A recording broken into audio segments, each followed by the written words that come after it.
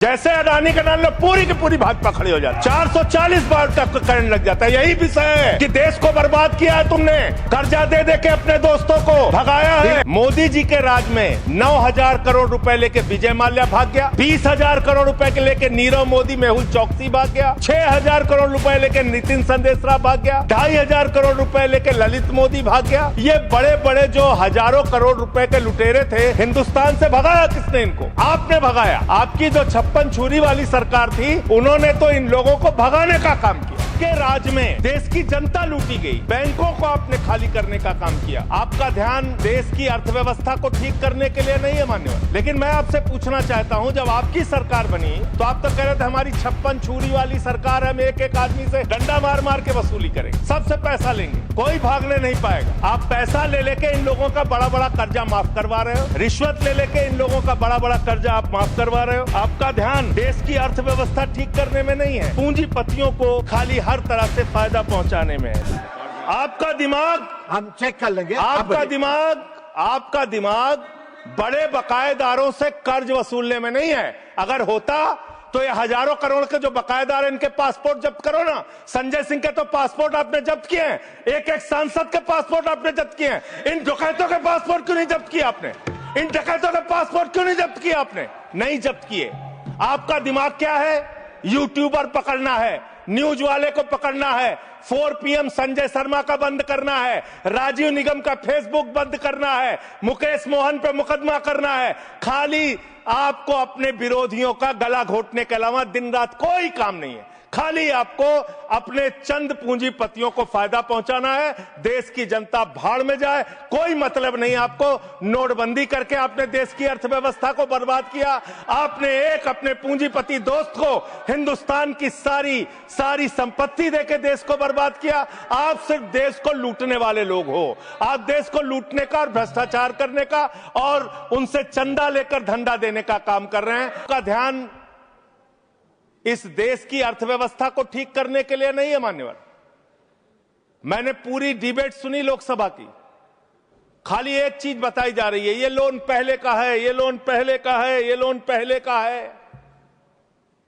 लेकिन मैं आपसे पूछना चाहता हूं, जब आपकी सरकार बनी तो आप तो कह रहे थे हमारी 56 छुरी वाली सरकार है, हम एक एक आदमी से डंडा मार मार के वसूली करेंगे, सबसे पैसा लेंगे, कोई भागने नहीं पाएगा। लेकिन आपके राज में, मोदी जी के राज में 9,000 करोड़ रुपए लेके विजय माल्या भाग गया, 20,000 करोड़ रुपए के लेके नीरव मोदी मेहुल चौकसी भाग गया, 6,000 करोड़ रुपए लेके नितिन संदेशरा भाग गया, 2,500 करोड़ रुपए लेके ललित मोदी भाग गया। ये बड़े बड़े जो हजारों करोड़ रुपए के लुटेरे थे, हिंदुस्तान से भगाया किसने? इनको आपने भगाया। ये गुनाह आपने किया, इसलिए आपको देश की अर्थव्यवस्था को ठीक करने का आपकी मंशा नहीं है। आपकी जो 56 छुरी वाली सरकार थी, उन्होंने तो इन लोगों को भगाने का काम किया, इन लोगों को निकालने का काम किया, सेफ पैसेज देने का काम किया। देश की जनता लूटी गई, बैंकों को आपने खाली करने का काम किया। और ऑथेंटिकेट करते हुए मैं आपको बताऊंगा मान्यवर, ये आपका लोकसभा में दिया गया सरकार का उत्तर है, मेरे घर पे नहीं बना। इसमें आप लोगों ने साफ तौर पे बताया है कि आपने करीब करीब 70% कर्जा 5,44,000 करोड़ में से मात्र 1,60,000 करोड़ रुपए आपने कर्जा वसूला और बाकी सब का सब आपने माफ कर दिया। ये तो बड़ी अच्छी स्कीम है आपकी, बहुत अच्छी स्कीम है। यही स्कीम आप किसानों के लिए लाइए, यही स्कीम आप मजदूरों के लिए लाइए, रेहड़ी पटरी वालों के लिए लाइए, छात्रों के लिए लाइए, छोटे दुकानदारों के लिए लाइए और कहिए कि अगर 1 लाख रुपए किसी किसान का बाकी रहेगा, 30,000 रुपए दे दे, उसका बाकी कर्जा माफ। कहिए कि अगर 1 करोड़ रुपए किसी दुकानदार का, छोटे व्यापारी का माफ रहेगा, बकाया रहेगा, उससे 30 लाख रुपए लेके 70 लाख रुपए माफ। क्योंकि यही काम तो किया है आपने। आंकड़े पढ़ रहा हूं मान्यवर, ध्यान से पूरे देश को सुनना चाहिए क्या है आपकी असलियत। आपने भूषण स्टील का 54,000 करोड़ रुपए कर्जा बकाया था, 42,000 करोड़ रुपए आपने वसूला, 23% आपने माफ किया। एसआर का, भूषण स्टील का 57,000 करोड़ रुपए बकाया था, 35,000 करोड़ वसूला, 38% आपने माफ किया। 8,000 करोड़ रुपए ज्योति स्ट्रक्चर्स का बकाया था, 55% आपने माफ किया। 91,000 करोड़ GHFL का बकाया था, 60% आपने माफ किया। भूषण पावर का 48,000 करोड़ रुपए बकाया था, 19,000 करोड़ रुपए वसूला, 60% माफ किया। इलेक्ट्रो स्टील्स का 14,000 करोड़ रुपए बकाया था, 5,000 करोड़ रुपए लिया, 62% आपने माफ किया। मोनेट इस्पात का 11,500 करोड़ रुपए बकाया था, 2,800 करोड़ रुपए वसूला, 75% कर्जा आपने माफ किया। एमटेक का 13,500 करोड़ रुपए बकाया था, 2,700 करोड़ रुपए वसूला, 80% आपने माफ किया।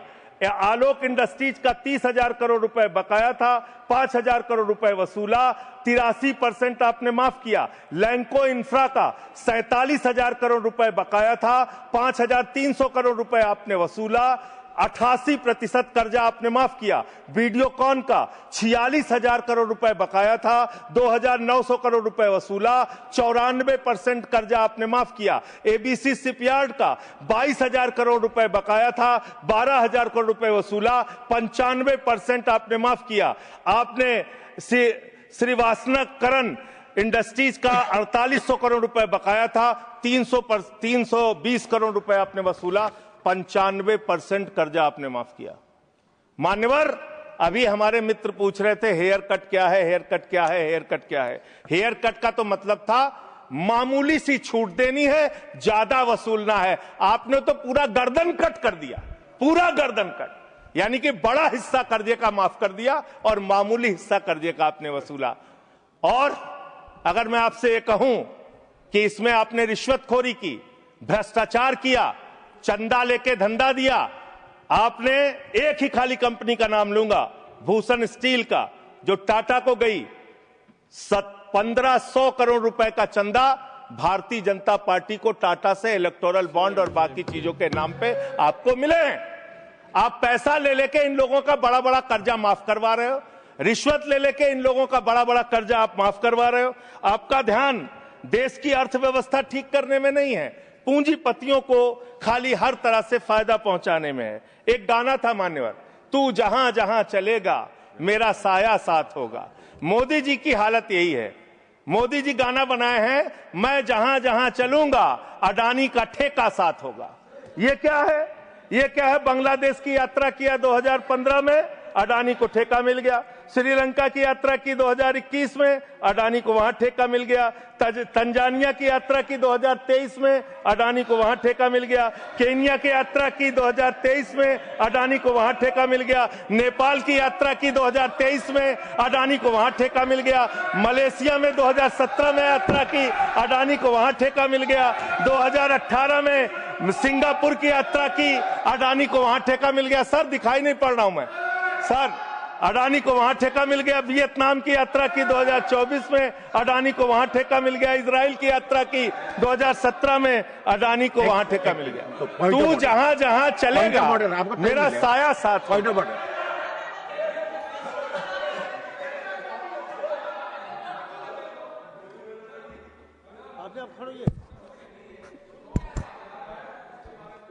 कोई भी रिलेवेंट नहीं है, ये जो इरेलीवेंट जो इन्होंने उसको भाषण से निकाला जाए सर, एक्सपेंज किया जाए। कोई मत। दूसरी बात सर, इतना झूठ आंकड़ा दे रहे हैं, उसका कोई तथ्य दूर दूर तक नहीं है। रिकॉर्ड में चेक करेंगे, हम रिकॉर्ड चेक कर लेंगे। हाँ बोले। अडानी का नाम सुनते ही लोगों को 440 वोल्ट का करंट क्यों लग जाता है? मुझे तो समझ में नहीं आता। जैसे अडानी का नाम लो, पूरी की पूरी भाजपा खड़ी हो जाती है। 440 वोल्ट का करंट लग जाता है। यही विषय है कि देश को बर्बाद किया है तुमने, कर्जा दे दे के अपने दोस्तों को भगाया है। अब बिल पे आपका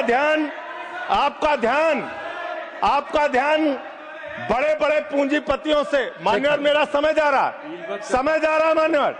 मान्यवर मेरा समय जा रहा है, मुझे बोलने दीजिए। मान्यवर आपका दिमाग, हम चेक कर लेंगे। आपका दिमाग बड़े बकायेदारों से कर्ज वसूलने में नहीं है। अगर होता तो ये हजारों करोड़ के जो बकायेदार, इनके पासपोर्ट जब्त करो ना। संजय सिंह के तो पासपोर्ट आपने जब्त किए हैं, एक एक सांसद के पासपोर्ट आपने जब्त किए हैं। इन डकैतों के पासपोर्ट क्यों नहीं जब्त किए आपने?